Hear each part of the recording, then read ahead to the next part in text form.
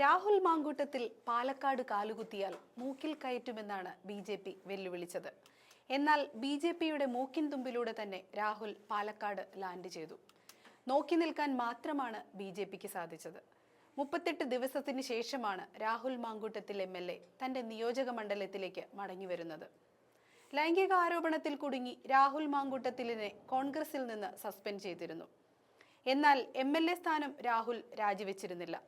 ഇതിനു പിന്നാലെ രാഹുലിനെ കൊണ്ട് രാജിവെപ്പിക്കുമെന്ന് പറഞ്ഞ് CPM-ഉം ബി.ജെ.പിയും പാലക്കാട് കേന്ദ്രീകരിച്ച് സമരം ശക്തമായിരുന്നു. ഇക്കഴിഞ്ഞ ശനിയാഴ്ച രാഹുൽ എത്തുമെന്നറിഞ്ഞ് പാലക്കാട് റെയിൽവേ സ്റ്റേഷന് മുന്നിൽ ബി.ജെ.പി. തമ്പടിച്ചതാണ്.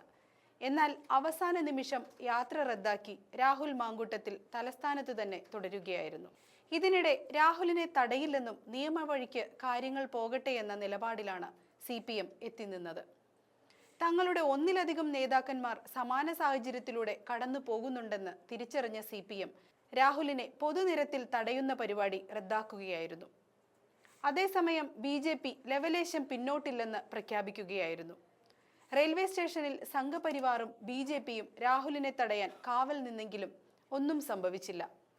അവരെ കാഴ്ചക്കാരാക്കി നിർത്തി രാഹുൽ പാലക്കാട് പറന്നിറങ്ങുകയായിരുന്നു. കഴിഞ്ഞ ഒരു മാസത്തിനിടെ മണ്ഡലത്തിലെ ചില കോൺഗ്രസ് നേതാക്കളുടെ വീടുകളിൽ നടന്ന മരണാനന്തര ചടങ്ങുകളിൽ പങ്കെടുക്കാൻ രാഹുലിന് സാധിച്ചിരുന്നില്ല.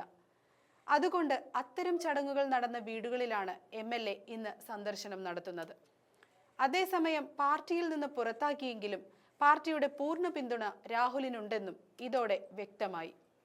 കാരണം കോൺഗ്രസ് യുവജന സംഘടനകളുടെ ജില്ലാ ഭാരവാഹികളാണ് രാഹുലിനൊപ്പം സഞ്ചരിക്കുന്നത്.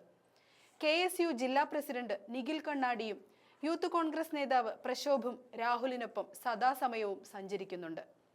പിന്നീട് മണ്ണാർക്കാടേക്ക് പോകുന്ന എം.എൽ.എ. ഉച്ചതിരിഞ്ഞ് പാലക്കാടേക്ക് തിരിച്ചെത്തും. എ ഗ്രൂപ്പിന്റെ ശക്തമായ പിന്തുണ രാഹുലിനുണ്ടെന്നും പറയേണ്ടി വരും.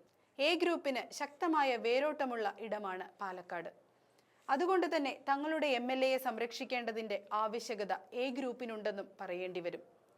നേരത്തെ പത്തനംതിട്ട അടൂരിലെ വീട്ടിലെത്തിയും പാലക്കാടെ കോൺഗ്രസ് യുവജന സംഘടനകൾ രാഹുലിന് പിന്തുണ പ്രഖ്യാപിച്ചതും നമ്മൾ കണ്ടതാണ്.